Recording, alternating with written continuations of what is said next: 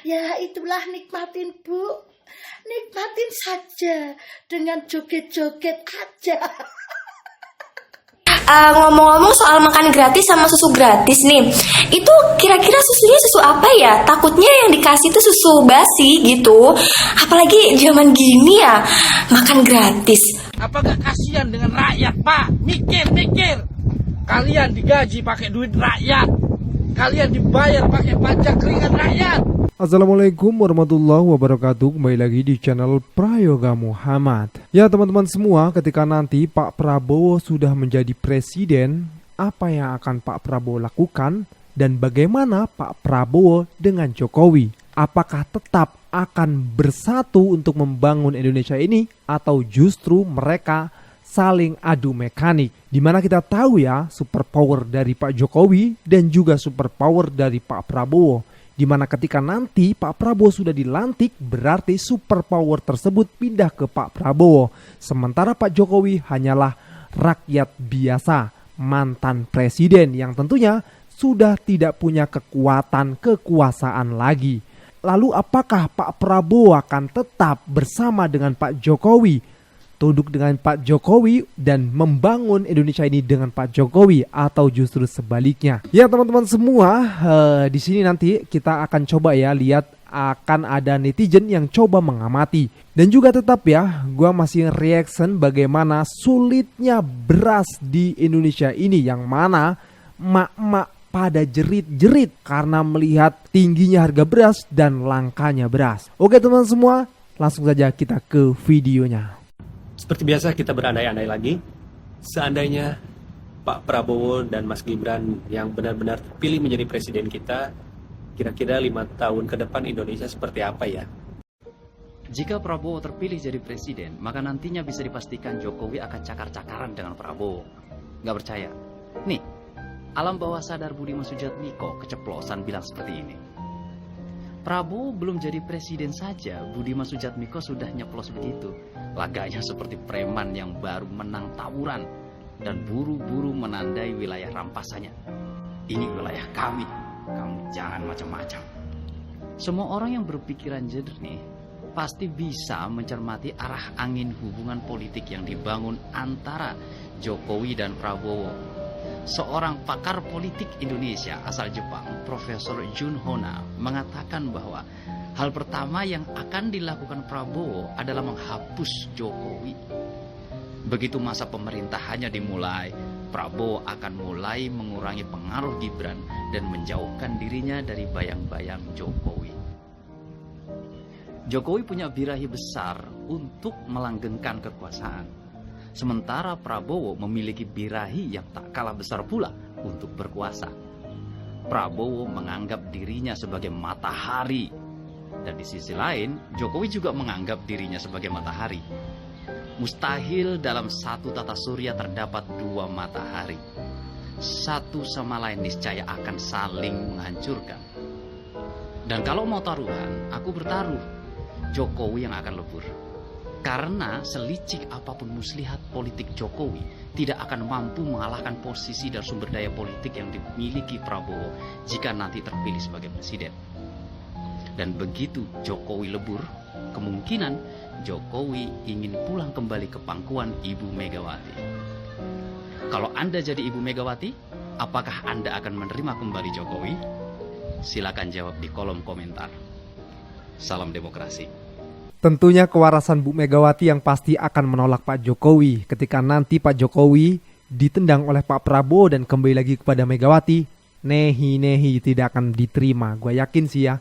Karena kita melihat nih bagaimana sepak terjang Pak Jokowi di dalam politik ini.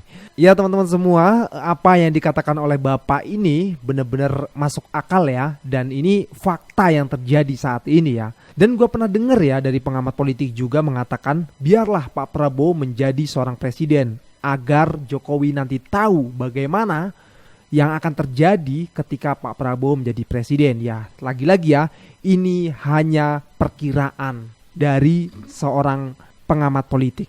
Oke teman-teman semua, kita lanjut lagi ke videonya. Bismillahirrahmanirrahim. Buat semua pejuang perubahan, tidak ada kata kalah. Sudah bergabung saja, membangun semangat dan kontribusi, sudah kemenangan. Hasil itu hak prerogatifnya Allah Subhanahu wa Ta'ala. Dan hingga kini luar biasa, saksi Amin di TPS terus tekun bekerja. Tim hukum sedang mengumpulkan bukti kecurangan. Mas Anies Baswedan dan Gus Muhaimin luar biasa, fokus dan siap, insya Allah. Apapun hasilnya, Allah memberikan kemenangan terbaik buat kita yang ikhlas dan istiqomah berjuang. Saya Mardhani Alisera.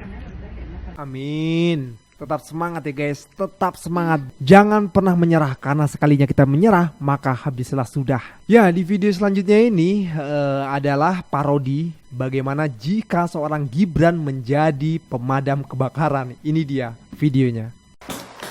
Oh, ini jadi yang kebakaran ya. Oh, ya datanya sudah masuk, semuanya sudah diproses. Jadi saya segera ke sini, semuanya ya sudah tinggi sekali apinya ya. Kenapa, Bu? Oh ya, anak Ibu di dalam ya. Ya saya cek dulu sebentar. Saya lihat dulu apakah saya bisa masuk ke dalam atau tidak. Ya, santai saja Bu ya, santai. Saya cek ke dalam Bu ya.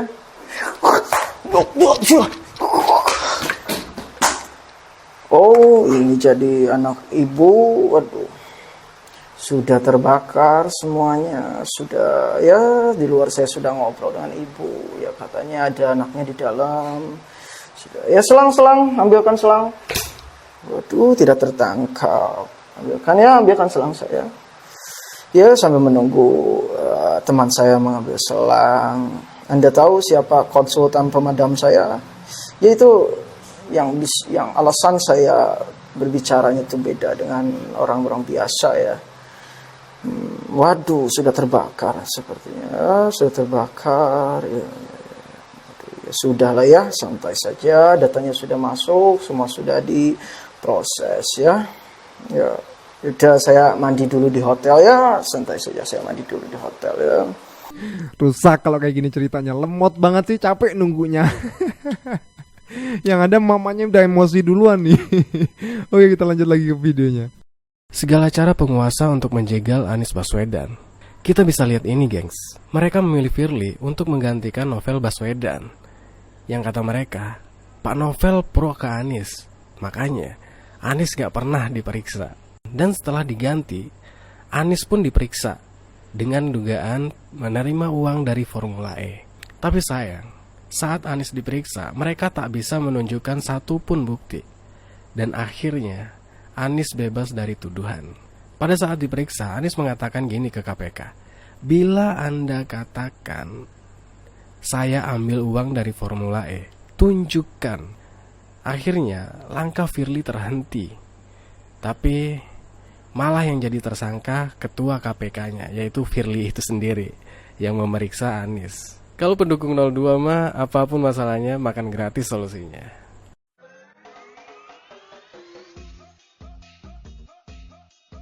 Izin sis Bang Adi Sahreza, gue sebagai influencer kecil banget mau nanya, kenapa sih dukung Prabowo banget?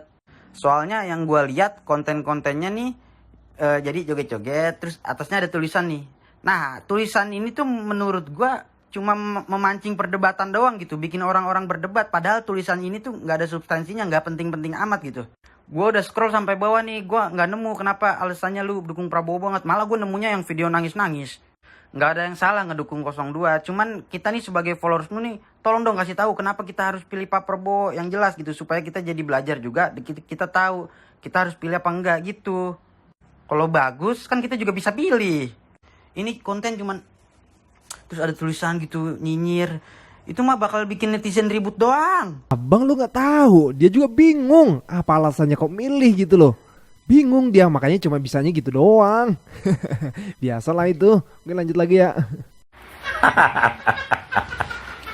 Poncerme, partainya nggak masuk parlemen. Padahal udah pasang tuh biangnya pon jamblang. Masih nggak masuk parlemen. Orang partai kebon kosong, kagak ada warganya, siapa yang mau milih? Aduh. Rakyat kan udah pada pinter ya kan? Mau dipasang foto pon jamblang kek, pon sengon kek. Kalau kagak demen aja. Ya kenyataannya seperti itu ya teman-teman semua. Kirain sih bakal naik banget loh, katanya cuma 2%. Mas Senayan gak masuk dia. Tapi ya alhamdulillah ya gak masuk. Karena memang dia kan adanya di kota doang. Kalau di kampung-kampung memang belum ada sih menurut gua ya.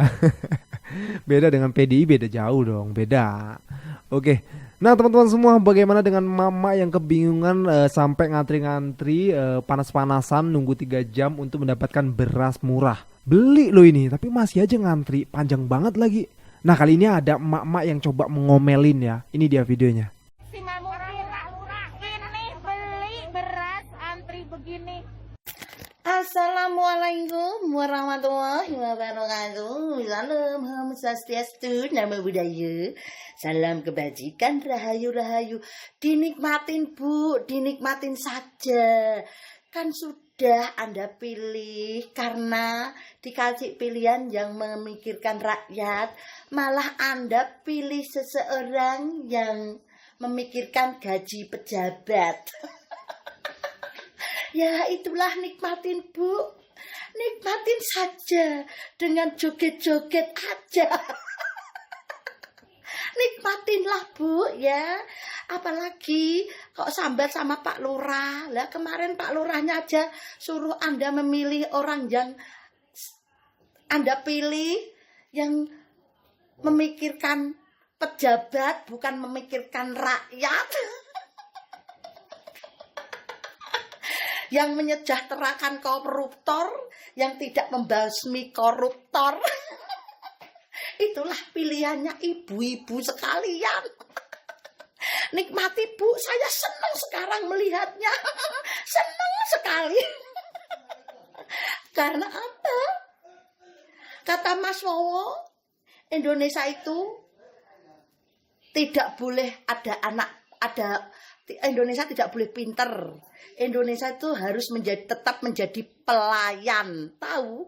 Lah itulah Mas Wowo bilang. Itulah kalau ada seorang pemimpin yang bersih, yang mau memintarkan anak bangsa, tidak boleh ya. Karena kata Mas Wowo waktu berpidato dahulu, Indonesia tidak boleh menjadi bangsa yang pintar. Indonesia harus menjadi bangsa yang bodoh, harus menjadi bangsa pelayan untuk bangsa lain. Itu yang Mas Wowo omongkan waktu dulu pidato. Waktu masih menjadi menantunya Bapak Orba. Nah sekarang nikmati Bu. Karena apa? Satu keluarga, untuk menyejahterakan keluarga itu dibutuhkan satu anak yang bisa membantu perekonomian keluarga. Ibu kan nggak mau. Ibu yang dipilih kan yang pemimpin yang memikirkan pejabat dan para aparat biar naik pangkat dan gajinya bisa meroket. Ya, nikmatin Bu. Salam Baras. Ibu ini sepertinya udah emosi banget ya dia lampiaskan di videonya. Ya, begitulah. Oke, kita lanjut lagi ya ke videonya. Assalamualaikum warahmatullahi wabarakatuh. Halo pemerintah, lewat Menteri Perdagangan yang kemarin membuat aturan harga gabah dari petani harus 45. Sekarang lihat kondisi perpadian di Indonesia. Lagi panen raya Pak. Panen raya, lihat ini. Lagi panen raya di Brebes, Tegal, Pemalang dan sekitarnya. Tapi apa? Jualnya susah. Petani pada kelabakan tuh, pada dijemurin di pinggir jalan. Mana janji kalian? Mana janji kalian yang katanya pro kepada rakyat itu mana? Dengan harga 45 sekarang, rakyat mau dapat apa? Pupuk susah plus mahal, obat-obatan mahal, biaya produksi mahal Pak Menteri. Apa kerja kalian buat rakyat?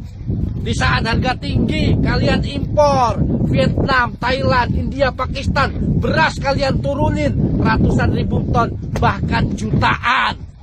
Inikah yang dibilang kalian cinta kepada rakyat Indonesia? Bukankah penyangga tatanan negara ini adalah petani? Tapi manakala panen raya, petani digenjot harganya, Pak. Itu fakta di lapangan. Anda mau bantah sekarang, datang ke lapangan. Sekarang Pulau Jawa panen raya, tapi kalian tidak bisa berbuat apa-apa, justru menurunkan harga padi, harga produksi padi dari petani. Apakah kasihan dengan rakyat, Pak? Mikir. Kalian digaji pakai duit rakyat, kalian dibayar pakai pajak keringat rakyat. Tapi saat petani ingin merasakan hasil maksimal, harga kalian turunkan. Dengan harga 5.000 saja, petani itu banyak yang mengeluh. Sekarang harga turun drastis. Akal sehatnya dipakai, Pak. Buktikan kalau kalian cinta kepada rakyat. Rakyat yang mana? Rakyat Indonesia atau rakyat luar negeri? Terima kasih. Wassalamualaikum warahmatullahi wabarakatuh. Wow, tegas sekali ya. Nggak tahu sih ini video lama kayaknya ya. Tapi mudah-mudahan video ini sampai ya ke pejabat kita semua gitu loh.